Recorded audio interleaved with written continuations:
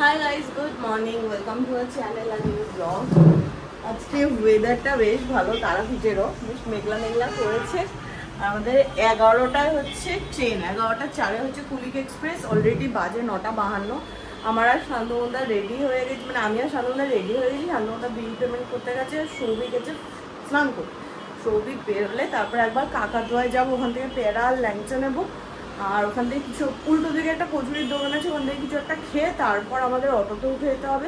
কারণ ট্রেনটা একদম টাইম মতো আজকে, মানে কোনো কিছু লেট বা তাড়াতাড়ি হয়ে গেছে এরকম না, একদম আমরা টাইম মতো চলছি। একটু এদিক ওদিক হলে কেস খাওয়ার একটা সম্ভাবনা আছে। এখন 10:06 এই আমরা উঠে টোটোতে করে যাচ্ছি হচ্ছে কাকাতুয়ার ওখানে। ওখান থেকে ল্যাংচা ফ্যাংচা নেবো। 25 মিনিট লেট জানি আমি। এতক্ষণ পুজো বেফালতু আমাদের ইয়ে দিচ্ছিল, তা দিচ্ছিল। আবার বেরোনোর সময় ওকে বললাম ট্রেনটা তো আর এখান থেকে না, রাধিকাপুর থেকে আসছে। তারপরে গিয়ে ব্যাটা বুঝেছে। সকাল সকাল কাকাতুয়ার সামনে কি ভিড়, বাপরে বাপ।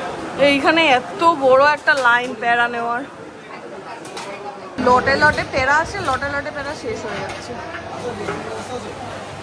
আজকে এতদিন ধরে প্যারা নিয়েছে, আজকে প্যারা দোকানে সাংঘাতিক, এরকম ভিড় কোনোদিনও পাইনি। তো যাই হোক, প্যারা উল্টো দিকে একটা দোকান থেকে কচুরি খেতে চলে এসেছি। না, ভিড় পাইনি এরকম তার একটা কারণ আছে, সেটা হচ্ছে আমরা সাধারণত সন্ধ্যেবেলা নিইনি। যাওয়ার সময় প্যারা নিয়ে আমরা কোনো আগের বাড়ি দিয়েছি, যাওয়ার সময় নিয়ে নিব। যাওয়ার সময় ল্যাংচা নিয়েছিলাম, ল্যাংচার দোকান ফাঁকা। আর আমরা সাধারণত ওই সন্ধ্যেবেলা পুজোর থেকে বা শ্মশান থেকে ফেরার সময় নিয়ে ফিরি, তখন ফাঁকা থাকে। হ্যাঁ, এটা হচ্ছে পুরোটাই ট্রেন ধরার ভিড়। আর এ হচ্ছে গরম গরম ফুলকো লুচি। ও বাবারে, পুরি না কচুরি, কচুরি আর ছোলার ডাল। আমি ঘুগনিকে ছোলার ডাল বলেছি। ভালো। 10:37 বাজে, খাওয়া দাওয়া করে এই তো বেরোলাম। কিন্তু এখন সমস্যা হচ্ছে, এতক্ষণ একটু নিশ্চিন্ত ছিলাম, ট্রেন দেখাচ্ছিল 20-25 মিনিট লেট। এবার এখন ফোনে দেখাচ্ছে 16 মিনিটের মধ্যে ইয়ে হয়ে যাবে, 16 মিনিট লেটে ঢুকে যাবে। যার ফলে এবার আমার একটু তাড়া লেগেছে, কেননা ট্রেন যদি এভাবে টেনে টেনে এই লেটটা মেকআপ করতে থাকে, তাহলে আমাদের গিয়ে পৌঁছতে পৌঁছতে অবস্থা খারাপ হয়ে যাবে ট্রেন ধরতে। নিয়ে নিবি? তাহলে অটো নিয়ে নে, ওইখানে অটো আছে। ফাইনালি একটা অটো পেয়ে গেছি। দিয়ে দাও, পেছনে দিয়ে দাও ব্যাগটা। 11:23 বাজে। ও না, 11:23 না, 11:25 বাজে। এতক্ষণে অ্যানাউন্স করলো যে কুলিক এক্সপ্রেস 1 নম্বরে দিচ্ছে। ট্রেন আলটিমেটলি লেটই ছিল, যদিও আমরা টাইমলি পৌঁছে গেছিলাম। আমরা কটায় পৌঁছেছি স্টেশনে? 11:02। না, রাইট টাইম হলে পেতাম না। 11:02 আমরা স্টেশন থেকে নামছি। হ্যাঁ, এখানেই দাঁড়াও। যাই হোক, তো একদিক দিয়ে বাঁচো যে এক থেকে আর প্ল্যাটফর্ম চেঞ্জ করতে হবে না। যে প্ল্যাটফর্মে আছি, নইলে এই লাগেজ নিয়ে আর যেতে ইচ্ছা করছে না। অটোতে বসে আমার কোমর ব্যথা হয়ে গেছে।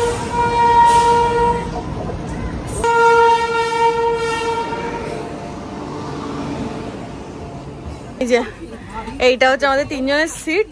আর আবার এগেইন সৌভিকের পায়ে এটা ভাঙা। ইয়েস, হবে না। আমি ধারে বসবো না, কেন? ট্রেনে উঠে এই লেমন টিটা সৌভিক নিয়েছে, যেটা খেতে ওই না না বেলে সর্বদা কোল্ড ড্রিঙ্কস ঠান্ডা দেখবে ফ্রিজে অনেকদিন থাকলে যেরকম হয়ে যায় ঝাঁঝ বাজছে।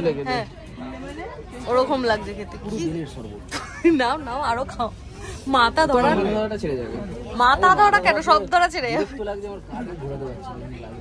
কি হয়েছে কাদের সামনে? চলো বাড়িতে চলো, আজকে রাতে ঠিক করে দেবো। হ্যাঁ, ওইটা দিয়ে মাসাজ করে দেবো। না না, মাসাজ করো না। আমি কি করেছি? কি ঢপ রে। 11:52 এতক্ষণে ট্রেন ছাড়লো। কেন করে ভগবান জানে। 1 ঘন্টার উপর না, যাই হোক 12:04 হলে 1 ঘন্টার উপর হতো। এতক্ষণ এটার অপেক্ষাই করছিল সৌভিক। এমন একজন ঝালমুড়ি কাকা যার কাছে চামচ আছে, চামচ দিয়ে খাবো।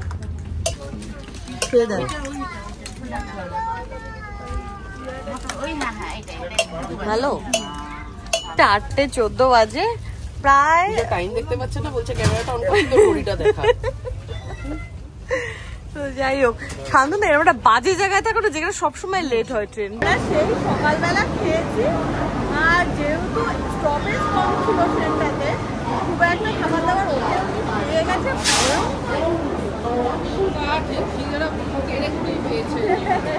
নিয়ামর থেকে 3টে চিকেন 65 নিয়ে নিলাম। এখানে ওলার জন্য দাঁড়িয়ে তো আছি, কিন্তু ওলা একদম বিশ্ব ব্রহ্মাণ্ড ঘুরিয়ে নিয়ে আসছে। গাড়ি এখানেই ছিল, আমরা আস্তে আস্তে ও বেটা হাওড়া ব্রিজের ওখান থেকে ঘুরে আসছে পুরো। কাকে? কত দূর আছে? এসছে আমার হাতে যতক্ষণ, শান্তনুদা আমার হাতে যতক্ষণ ছিল ফোনটা কি করছিল? এসছে? কোথায় আছে? কোন দিক দিয়ে আসছে? কত দূর?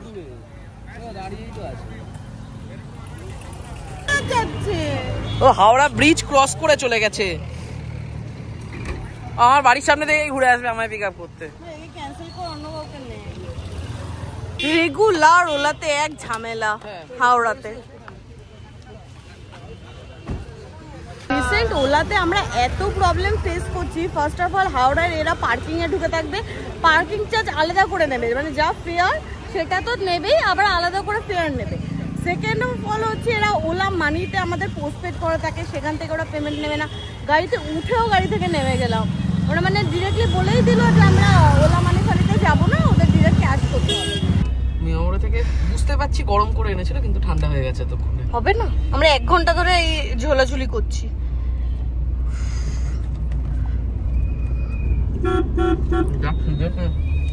সকাল থেকে কিছু খাওয়া হয়নি, কি হবে?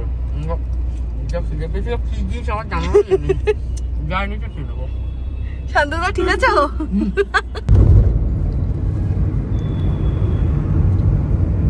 আর হাওড়া স্টেশনের সাথে না স্পেসিফিক্যালি আমাদের কিছু একটা আছে, আমরা ট্রেন মিস করি, আমরা এলে ট্রেন 1 ঘন্টা পর দেয়, আমাদের সাথে ক্যাব পাওয়া যায় না। হ্যাঁ, এখানে মোটামুটি ওলা যেভাবে মানে ওলা এসে কিছু লাভের লাভ হয়নি, মানে ওলা এসেছিল এটা বলেই যে একটা ফিক্সড প্রাইসের মধ্যে থাকবে। এখানে এরা নিজেদের দাদাগিরি শুরু করে দিয়েছে। ইয়েলো ট্যাক্সিগুলো আগে যেটা করতো ওলার এখন সেটা করে। হ্যাঁ এক্স্যাক্টলি, ইয়েলো ট্যাক্সিগুলো যে কারণে অ্যাভয়েড করে ওলা ধরতে শুরু করেছিলাম, এখন ওলার ইয়েগুলো সেম ইয়ে, আমাকে এত টাকা দিতে হবে, অফলাইন যেতে হবে, নইলে যাবো না। ফাইনালি বাড়ি 6টা 10-এ এসে কি করতে লেগে গেছে। মাছ, এটা কি মাছ বুঝতে পারছিস? হ্যাঁ ভেটকি, না বোঝার কি আছে। হ্যাঁ তুই যা বলবি। এই যে এখানে পূজা রবিকে নলেন গুড় নিয়ে এসেছিল, এখন খাবি না। ভেটকি কড়াই বলে ঢুকি রাখলি কেন?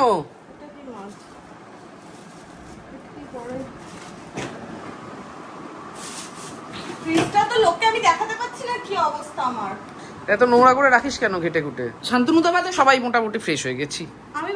আমি সবসময় ফ্রেশই লাগি, তোকে তোর ভেতরেই একটা ইয়ে অরা আছে না, ওতে তো আমি ফ্রেশ হইনি, কিন্তু আমার ফ্রেশই আমাকে লাগছে। এখানে আমি সব থেকে পরিষ্কার, সবার আগে আমি ফ্রেশ হই। আমরা করে এসেছি সকালবেলা, আমি করিনি তার কারণ আবার ধুলোর বালির মধ্যে আসবো। এইভাবে ছিললি কেন? আরে বা ছিটতে চাইনি, ছুরি দেখালেও ভয় পাবি। হ্যাঁ তো ছুরি নিয়ে ডাকছিস, এইভাবে ছুরি নিয়ে আয় আয় করে ছুরি উঁচিয়ে বলিয়ে দিয়ে দিবি আমাকে। আর কাকিমার জন্য এই যে এতটি লজেন্স নিয়ে আসা হয়েছে। কাকিমা এই বেলায় মোটা হবে না, ল্যাংচা দেখলেই বলবে ল্যাংচা খাবো না, মিষ্টি খেলে মোটা হয়ে যাবো। কার রাখছিস এটা? ও বাড়ির। ও হ্যাঁ, তাহলে দিয়ে দে দিয়ে দে, আরো দে দিতে থাক। আমাদের কজন আছি? তুই, আমি, শান্তনুদা, বাবা, 4 জন। 5টা রেখে বাকি সব দিয়ে দে। বাজে হচ্ছে 7:30, সবাই স্নান টান করে ফ্রেশ হয়ে নিয়েছি, এখন যাচ্ছি শান্তনুদার টাকা পাঠাতে। কি করে শান্তনুদার জুতো কিনতে যেতে হবে, কালকে অফিস আছে। নতুন জুতো ফেলে এসেছে ট্রেনে। আমি সব কাজ ছেড়ে এসেছি, ওই বাড়িতে ল্যাংচা দেওয়া, ওই বাড়িতে প্রসাদ দেওয়া, ওই বাড়িতে সব একটাই কাজ। এরম না যে বাড়ি বাড়ি ডিস্ট্রিবিউট। হ্যাঁ, 2টো কাজ করছিস, একটা হচ্ছে আলু কিনেছিস, লেবু কেনা, আর একটা জিনিস কানটা খাড়া রাখিস, দিদি এলে দরজাটা খুলে দিস। দিদি একটু আগে ফোন করে আমাকে জিজ্ঞেস করতে পারলো আমরা বাড়ি আছি কিনা। নিচে এসে কলিং বেল টিপে ফোন করতে পারবে না। এখন হচ্ছে পাপের মাসুল গুনছে, ঠিক আছে?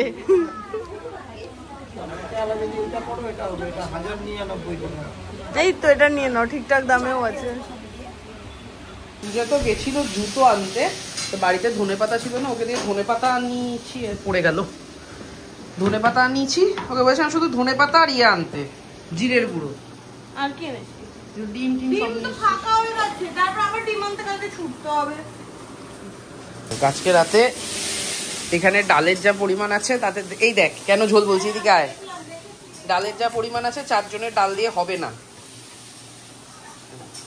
এটা শুধু তোর আমার ডালে ঠিক আছে, শুধু ডাল দিয়ে করলে হবে না, ওই জন্য বললাম একটু ঝোল করবো। আর পূজা আলু দিয়ে পাতলা করে, হ্যাঁ পাতলা করে ধনেপাতা দিয়ে ঝোল করবো। তুই খেয়ে দেখবি আজকে ঝোলটা, বলবি বাহ বাহ বাহ ক্যা বাত ক্যা বাত। দুদিন আগে আমি কিছু বিস্কুট এনেছিলাম, কেক শক্ত হয়ে গেছে। এখানে বিস্কুট এনেছিলাম আর একটা কেক এনেছিলাম, একসাথে রাখা ছিল। কেকটা হয়ে গেছে শক্ত, এরকম শক্ত, আর বিস্কুট গুলো গেছে মিয়ে। বিস্কুট গুলো খেয়ে নাও। দেখো বিস্কুটটা খাও একটা, মানে এই নাকি বুদ্ধিমান। আরে আমি কি করে জানবো, বিস্কুট গুলো মিয়ে গেছে, কেকটা শক্ত হয়ে গেছে।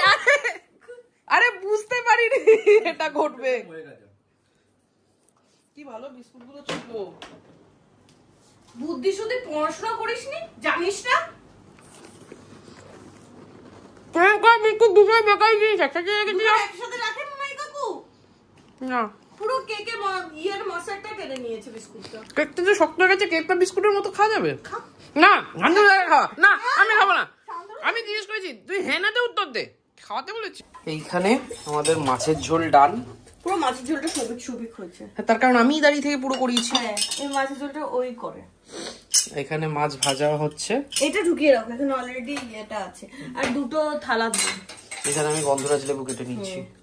খুব ভালো। তোর আর বাবা ছোট ছোট, ছোট মানুষ ছোট ছোট, আমি বড় মানুষ, শিম্পাঞ্জি। অনেকদিন পর 9টা 15তে খেতে বসে গেছি। 9টা 15, 9টা 20। তুই ডাল নিয়ে নিবি? হ্যাঁ। সে প্লেন মেনু নেই। কোথায় প্লেন নেই? ভাত ডাল মাছ ভাজা, ভাত ডাল মাছ ভাজা, ভাত ডাল আলু ভাজা মাছ ভাজা পোস্ত, ওখানে আছে মাছের ঝোল। মাছের ঝোলটা খেয়ে দেখো তো কেমন হয়েছে। আমি করলাম তো। করলি কেন? লঙ্কা দেবো, লঙ্কা দেবো শুধু। আমিও লঙ্কাটা মেখে নিয়েছি একদম।